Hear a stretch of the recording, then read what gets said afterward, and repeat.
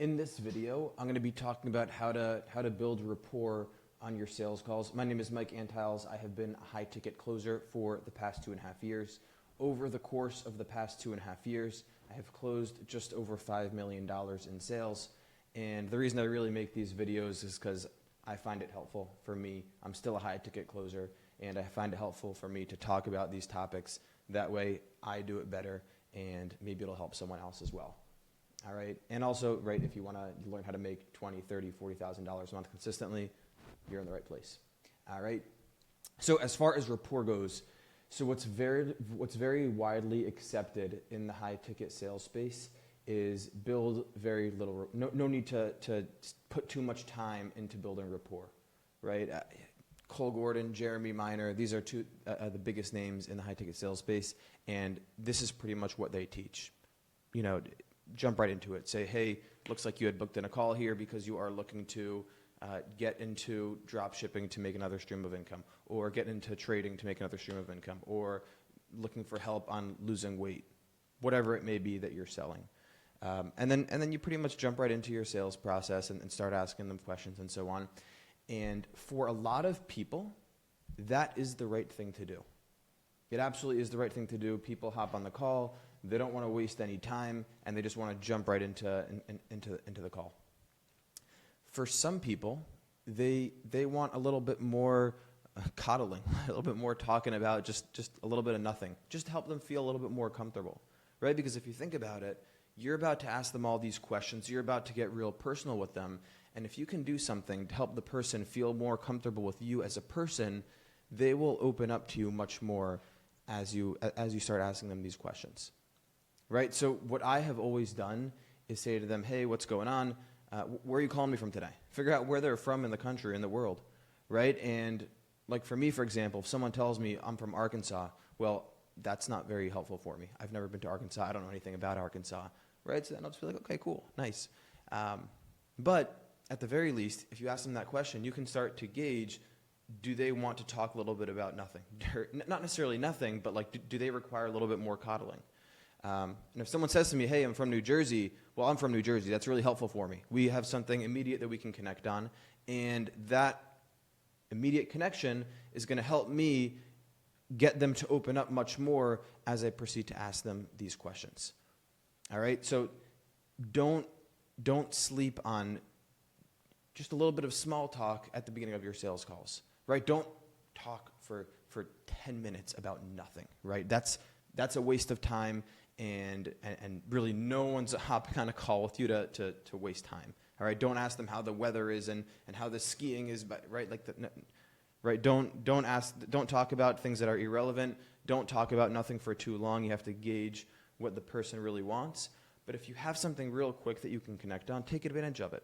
It is only going to be to your benefit. All right, and then there's another part to this where I'll give you an example. This was literally yesterday.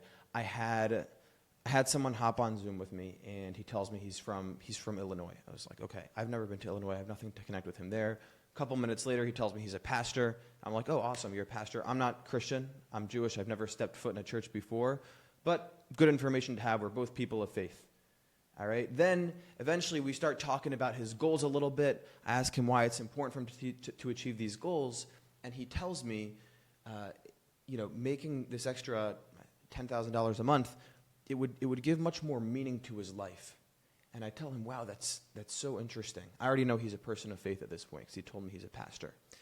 And I immediately have this idea that jumps into my head, and I have no idea if it relates to the sale. But I'm like, you know what? He's going to like this. He's a person of faith, and he's going to find this interesting. It's going to build rapport, and I might find a way to tie it into the sale. But we'll see. And he's going to appreciate this. It's going to build rapport.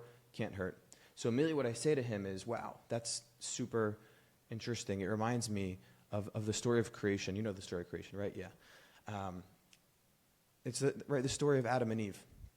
When God created Adam, he created him out of dirt, out of nothing, right? And then I said to him, you know what the word Adam means in Hebrew?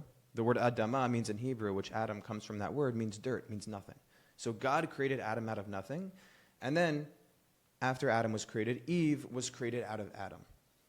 Right now, a man's Judaism teaches us that a man's biggest fear is turning into nothing. Turning into what he was created out of. Going back to being nothing because he once was nothing. He once was dirt, and that's what he was created out of.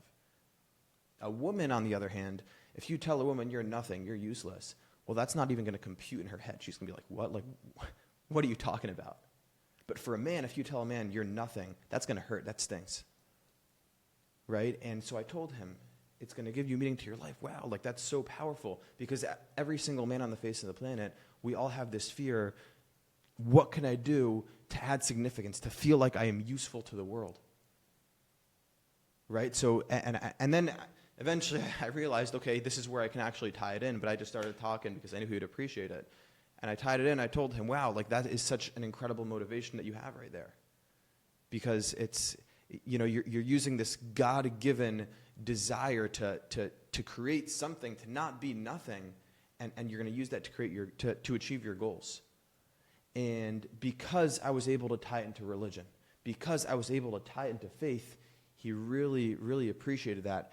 And although it wasn't like some kind of incredibly deep, like I have to change right now, and if I don't change right now, I'm screwed, right? It was not that, but he really appreciated the wisdom that I gave him right there. And I'm not saying I closed the sale just because of that.